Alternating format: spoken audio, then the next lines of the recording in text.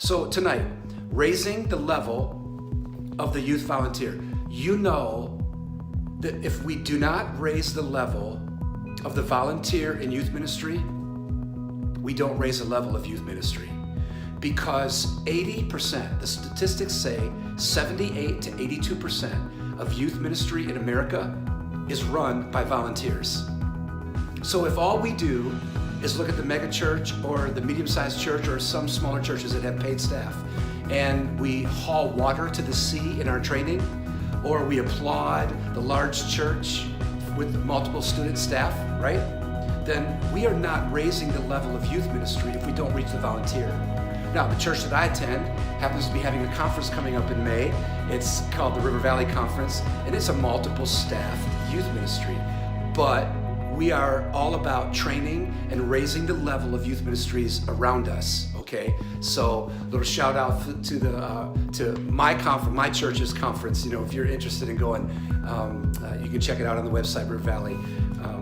Anyway, back to the training here tonight. We are raising the level of youth ministry because we raise the level of volunteers. This weekend, I was in South Dakota and met with 5 churches, 50 some leaders from 5 different churches, had lunch with a Methodist and a Baptist youth pastor, raising the level of youth ministry in America, right? So here we go. I want to give you 5 statements that volunteers make right before they quit. Right? 5 statements that volunteers make right before they quit. On the blog, I'm gonna have about 7 or 8. Okay, I got them all there, but we've only got time to do 5 because I'm smashing time right now anyway, right? So anyway, 5 reasons why volunteers quit. Okay, reason number 1: I never knew exactly what they wanted me to do. So here's an important principle. Clarity breeds production. Clarity breeds production. If people don't know what their task or their role is, they're not going to be productive, right? So here's a few quick things that I want you to talk to your leaders about. Take this into a leadership meeting, right? Go to YouTube, watch that in a leadership meeting. Here's some practice, okay? Identify a chain of command for everyone so that everybody knows who they can go to if they have questions, right? Kind of like a first among equals, right? So everything doesn't just funnel to the lead. Create your own job descriptions. This is really important because if people don't know what their tasks are, then they're not going to complete those tasks, right? So learn quickly to create job descriptions. Then, after 6 months, ask the leaders to rewrite the job description.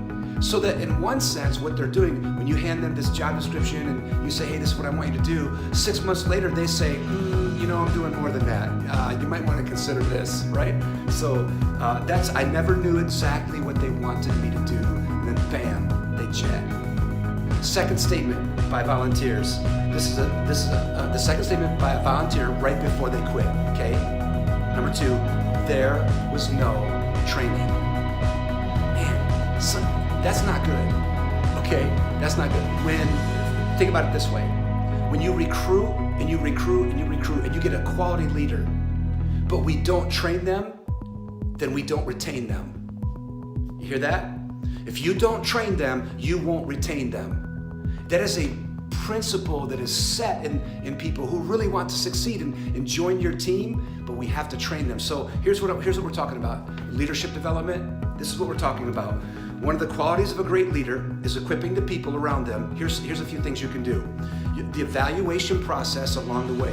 Evaluate people, talk to people about how well they're doing. Mid-course correction, right? This is what we would call mid-course correction. Evaluating people as they're doing their job and working in their task.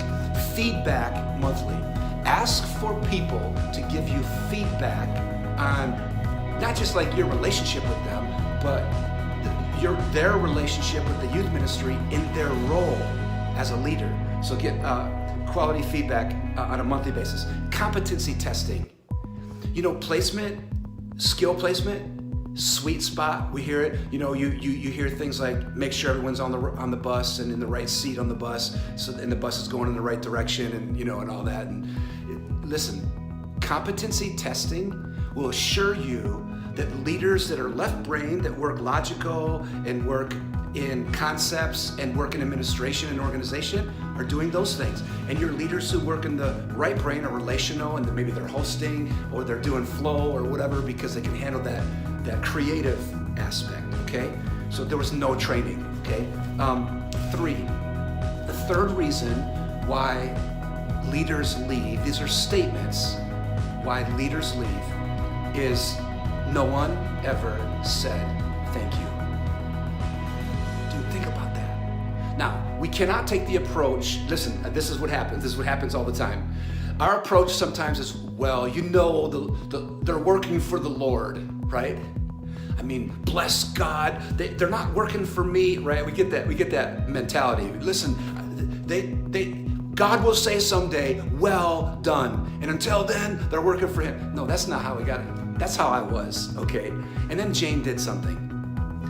Early in my ministry, Jane realized that I was like this taskmaster, and I'm just expecting everybody to work 8 days a week, right?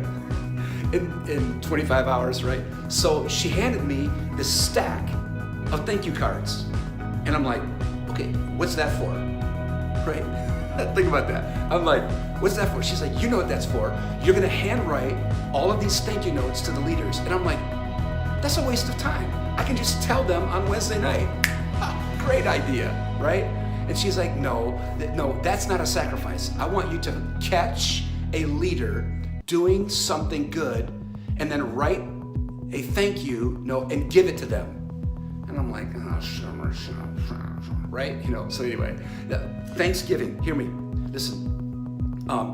Gratitude creates work ethic. Gratitude creates work ethic. You know what? I missed that on the second one. Let me give you that. Because I have that little phrase afterwards. For there was no training. If you're keeping notes, and you'll see it come up. Training removes ceilings. I'll go back and catch that and make sure we do. But on this third one, no one ever said thank you to me. Gratitude creates a work ethic, doesn't it? It motivates us in a major way. Okay, number 4, volunteer statements right before a volunteer quits. So working with your team, if you're coming in joining us late and you're working with your team, this is another one. They seem like they are continually disorganized. Youth pastors get that, don't we? You ever seen a youth pastor's office? Oh yeah, I love looking at youth pastor offices because, it's usually like a train wreck or something, a tornado just had Twister 3 or whatever. And this statement is concerning. The phrase I want you to remember here is that simplicity creates success. Simplicity creates success. Be an editor. Learn to cut things that aren't working, right? If you're just hanging on to things and doing programs because that you've always done them or whatever, if things are not successful, measure that, assess that, and cut them, get rid of them, leave it on the floor like an editor would leave the clip of a part of a movie they don't want on the floor. Now, I realize they do digital now, but that's how it used to be done, right? So work with that. Here, cut out anything that isn't working until you get someone to manage it better. Because listen, sometimes things fail, not because it's not the right ministry or we shouldn't be doing that. It's about management, isn't it? Oftentimes, that's where we really fail in management. And that's where we have to delegate authority, train authority, right? To train delegated authority to be successful in their sweet spot, right? In their competency. So that's really important. Hear me.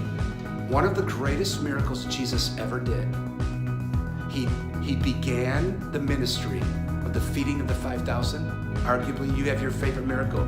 To me, when you look at the feeding of the 20,000+ people that were there without a microphone and a platform and all of that stuff, okay? When you look at what he did, that to me is arguably one of the greatest miracles Jesus ever did. And he began that miracle with the gift of administration. When he told all of the disciples, seat them in companies of 50, right? The only way we're going to do, we can't buffet style this where everybody comes on up and takes their own. What he basically said was, the only way we get out of here alive is to put them all into companies of 50. The gift of administration brought success, right? So we got to help our volunteers with better administration. Work in your strengths as a leader, okay? Don't add too many things, work in your strengths. Simplicity, right? Simplicity creates success, okay? The last one, this is, I love this. I think you enjoy this one. It wasn't any fun. The last thing a volunteer said before they left the ministry, the youth ministry, is that it wasn't any fun, right? I mean, I was watching out from the outside when I first started, and they looked like they were having a blast, but then everything became so serious and task-oriented that we weren't having fun as leaders. So, here's some fun, okay? Listen, mission is fun. You hear me? Mission is fun, especially when it's the mission of the gospel and creating disciples and not fans. Because you know that, right? Our mission is fun because we're creating disciples, not fans. And if all you're doing is creating fans and attendance, okay, spectators, that's not a lot of fun because that's a ton of work for no kickback. But when you create disciples, everyone else gets involved and they share, the students start sharing their part in the kingdom. Oh my goodness, that's a blast. Here's some ways to have fun with your youth leadership team, okay? Think this through. I'm gonna give you a bunch of them. Number one, variety. Create more fun with variety. Change up the youth service. Next week, we're gonna talk about the youth service setting, how to plan a great youth service. Okay, I get asked that all the time. You know what, man, I'm struggling on, Wednesday night, Friday night, Sunday night. How do we do a great youth service? We're gonna do that next week. But here's this variety can add fun to the team, right? Secondly, laughter. How do you make it more fun? You add laughter, humor. Humor creates that, okay? And if you really want to create a working culture that's more fun, you have to bring laughter and humor into it. Mystery. Surprise, right? There's nothing like a surprise. Bring pizza into the youth leadership meeting. Take them out to a restaurant for the youth leadership meeting. Put that into the budget 1 week. Go to someone's home for the youth leadership meeting. Go to the airport for the youth leadership meeting, okay? And talk about vision and our goals for next year or whatever. Go to the mall, go to a football field, go to the cafeteria at a high school. Go to different settings that can create variety that shake up how we do the youth leadership meeting, right? Last one, free stuff. Everyone likes free stuff, right? You go to a camp or you go to this, youth rally or convention and people are like, who wants a t-shirt? And the kids are screaming for a t-shirt that doesn't fit them, right? So free stuff. Give free resources to your leaders. Help your leaders with free, like at a camp or a convention, they don't have to pay the participation fee to go, or the registration fee. Help your leaders with free stuff.